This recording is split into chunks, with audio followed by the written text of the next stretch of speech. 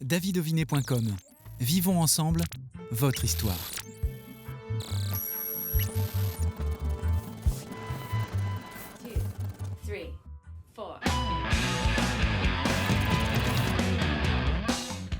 Bienvenue dans Backstage. Aujourd'hui, croyez-moi, nous n'allons pas du tout nous ennuyer. On retrouve les Dynamite Shakers pour leur premier album, Don't Be Boring.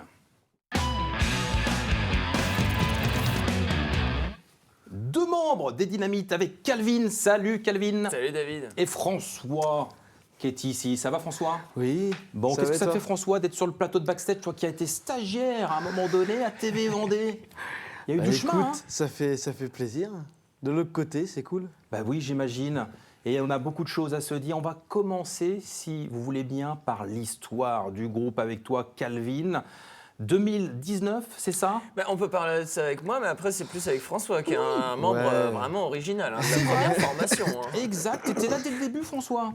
Oui. Alors comment ça s'est passé tout cela? Ça vient d'une rencontre au conservatoire. Commencé par le jazz. Et avec Elouane, on était en atelier. C'était ma deuxième année de conservatoire. Elouane, c'était sa première. Et on se rencontre et nos parents se connaissaient déjà un peu. On a fait un petit concert de conservatoire ensemble. Et du coup, nos parents se sont revus et ils nous ont dit ce serait bien que François joue avec Elouane. On a une salle de musique chez nous, machin. Donc, Les parents d'Elouane ont Les parents- effectivement une salle de musique. une salle de musique chez eux. Et après, du coup, Olivier a fait construire le Roxy à Saint-Gilles. Voilà. Olivier, le papa d'Elouane. Voilà. Et du coup, dans notre salle de répé, je suis venu la première fois. On a commencé à répéter ensemble.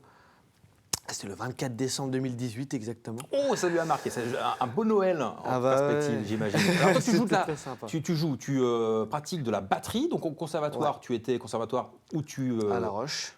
as appris la batterie à ce moment-là, c'est ça? Ça faisait déjà 8 ans que j'étais en école de musique. Ah ouais. Et j'ai fait 4 ans au conservatoire, dont là où j'ai rencontré Elouane. Ok.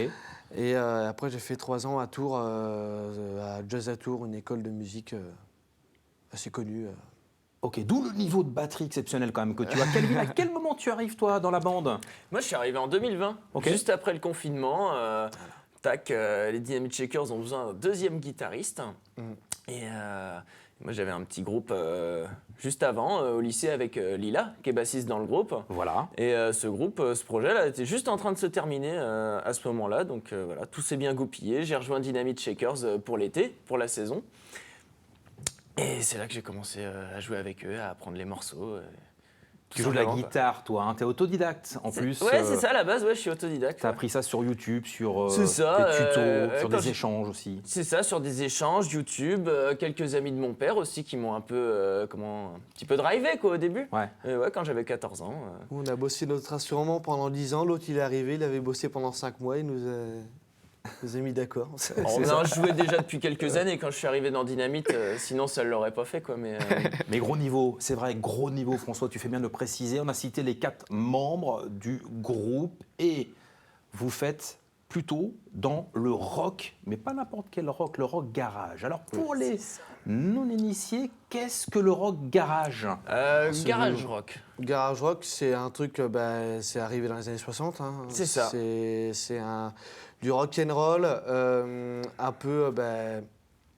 un peu plus sale, enfin avec un son un peu plus. Oui, c'est ça, c'est une manière de brut. jouer du rock and roll Ouais. d'une manière très brute. À la base, dans les années 60, on a appelé ça garage après les années 60. À l'époque, ça n'avait pas vraiment d'appellation. Ça a été le punk après, et avant le punk, il y a eu le garage rock. Voilà. Et où, des groupes qui se sont réunis dans des garages et qui jouaient avec du matos pourri, qui est des fois des guitaristes qui n'avaient même pas d'ampli, qui avaient juste Avec une chaîne hi-fi pour voilà, faire sonner leur guitare. Du gros Et crunch. voilà. C'est ça, qui arrivait à avoir un son très saturé, très crunch, tout en ayant du matos vraiment Qui perçaient pourri, leurs quoi. amplis. Voilà, c'est ça. On a les Kings, En mode les c'est ça, Kings, qui perçaient les haut-parleurs des amplis avec des mines de crayon pour avoir une distorsion, un son saturé, quoi. Et voilà, c'est à peu près ça le rock garage. C'est du rock and roll, mais où il n'y a pas vraiment de règles, où on joue comme on peut et avec ce qu'on a. Et On vous avoine jouez à blinde. super bien, tu disais? on avoinable. Hein. C'est ça la règle du rock garage. Et ça donne vraiment très bien. Pourquoi avoir attendu aussi longtemps pour sortir votre premier album, Don't Be Boring? Parce qu'entre-temps, on a fait des EP aussi. Enfin, on a sorti Ouais, puis on a fait beaucoup de concerts. beaucoup de concerts aussi. Énorme. C'est Ouais. plus de 350 en très peu de temps. En peu de temps, ouais, Ouais, il y c'est a fou. eu beaucoup de concerts. On jouait beaucoup l'été, Ce déjà qui en nous a premier, aidés, ouais. les premières années. Et puis on a commencé par une petite démo qui n'est pas sortie sur les plateformes, mais qu'on a vendue en physique, en vinyle et en CD. Avec des Ensuite, reprises. Voilà, Oui, il y a avait beaucoup de reprises au départ. C'est vrai, Ouais. François, tu fais bien de le dire. C'était essentiellement des reprises. À la base, on a un groupe de reprises. Ouais. Ben oui, et puis Ah ouais. est arrivé cet album de 10 titres. C'est ça. Les concerts en profusion, c'est impressionnant. La presse parle de vous de manière élogieuse, mais pas que la presse. D'ailleurs, je vous propose de regarder un extrait de Laurent Charliot qui disait vraiment plein de bonnes choses positives sur vous. Avec plaisir. C'est les chouchous de la presse parisienne. Zegut ne parle que d'eux, Mikhailov ne parle que d'eux, et puis ils vont à une vitesse folle. Moi, ce qui m'a impressionné chez ces jeunes garçons, parce que ce sont des gamins pour moi, puisqu'ils ont une vingtaine d'années, c'est qu'ils ont assimilé toute l'histoire de la musique et qu'ils sont capables non seulement de la retranscrire, mais d'aller plus loin, parce que aujourd'hui, ils font plus que des reprises, mais ils font des compositions. Leur album est formidable.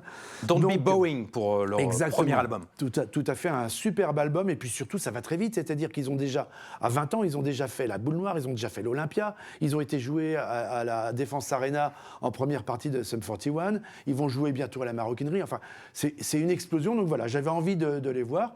Et puis ce que je trouve génial, c'est qu'ils sont attachés à la Vendée, ils sont à Saint-Gilles-Croix-de-Vie. On peut les voir régulièrement au Roxy, qui est une superbe salle entre parenthèses. Donc voilà, c'est pour tout ça que j'avais envie de les retrouver. Laurent Charliot, l'un des grands spécialistes du rock français, mais pas que, qui est basé à Nantes. Laurent, qui parlait de vous lors de la 200e, vous aviez fait un live, c'était Ticket Girl que vous Tout à aviez fait. Oui. interprété. Succès, et dans les concerts que vous avez fait qu'il cite, il ne parle pas du Zénith. Le Zénith, c'est pour bientôt, Calvin. Oui, tout à fait. Ouais. C'est pour le 29 avril. C'est beau. Voilà, une belle première partie des Stereophonics à Paris. Combien de spectateurs possibles, François, au Zénith? Le Zénith, ça va être 7000, C'est incroyable. si c'est rempli.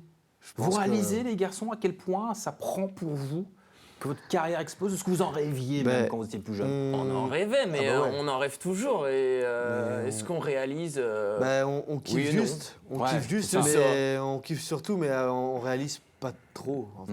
Le fait de réaliser, moi je me souviens, quand on a fait nos premiers concerts à Paris à l'époque, notre deuxième concert à Paris, c'était avec les Fleshtones, qui nous ont invités sur scène à la fin du concert, tout ça. Et c'est vrai que sur le coup, que du kiff, quoi.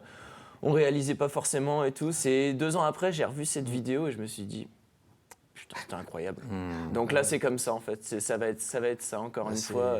Il y a eu tellement de choses en plus à la fin de l'année 2024. Là, il y a eu des belles dates. On a eu l'Arena, il y a eu l'Olympia et tout.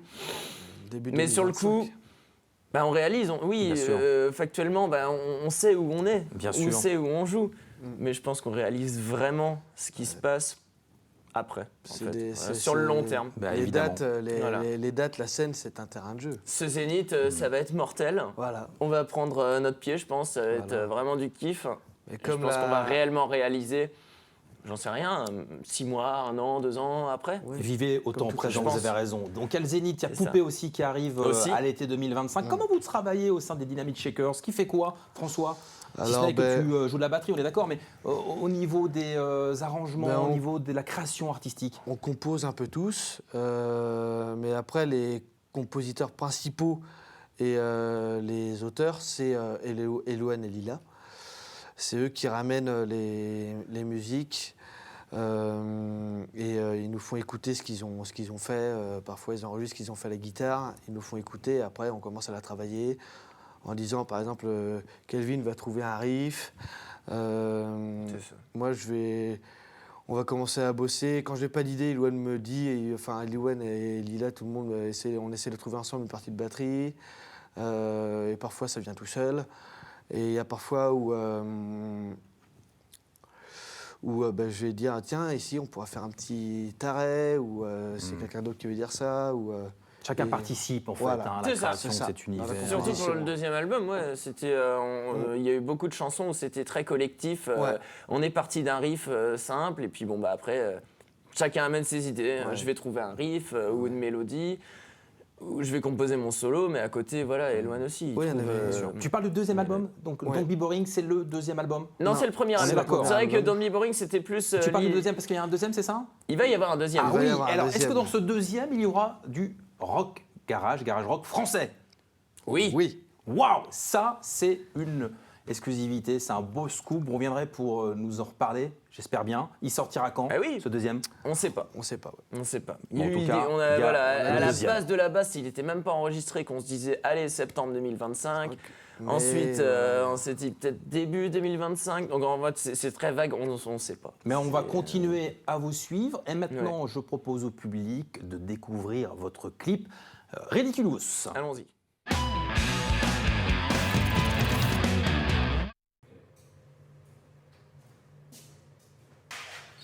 C'est bon?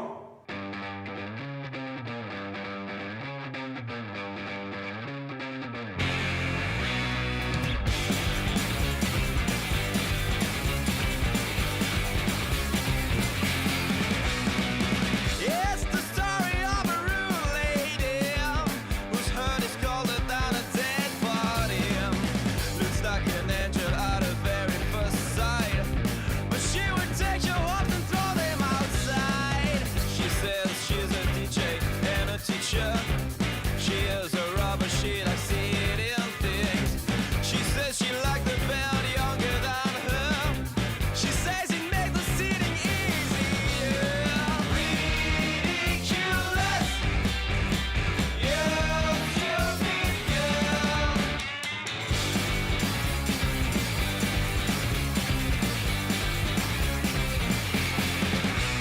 She likes to welcome people into her home and kick them out when they try to talk. But she will always keep her door open to people who can bring some good bottles. Ridiculous, you stupid girl.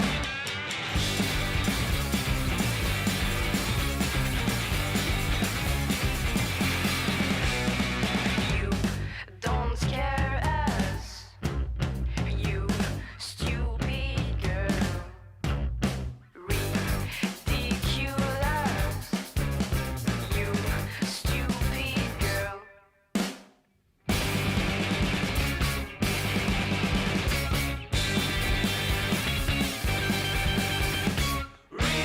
Ridiculous, you stupid girl.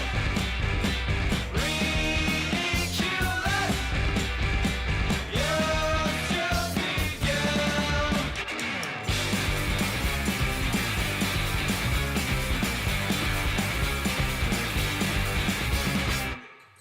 Ridiculous, l'un des clips du groupe Dynamite Shakers. Où est-ce que vous voyez dans un an, François? Tiens, Bah, le plus loin possible, hein, Ouais. avec des belles salles. Enfin, le t'as un plus loin rêve toi en possible. particulier, François?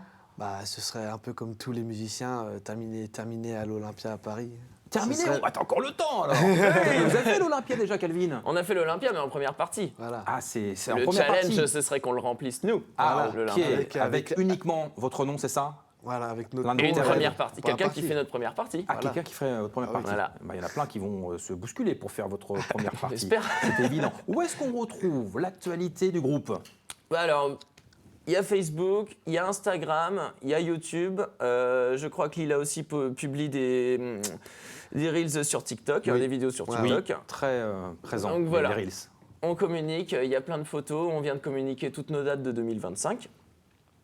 Et c'est sur Insta, c'est sur Facebook, comme je vous ai dit, sur n'importe quel réseau social. Eh bien, Voilà. merci. Excepté X. On continuera. Le petit clin d'œil est passé. Il y a aussi un côté pas négatif dans les Dynamite Shakers.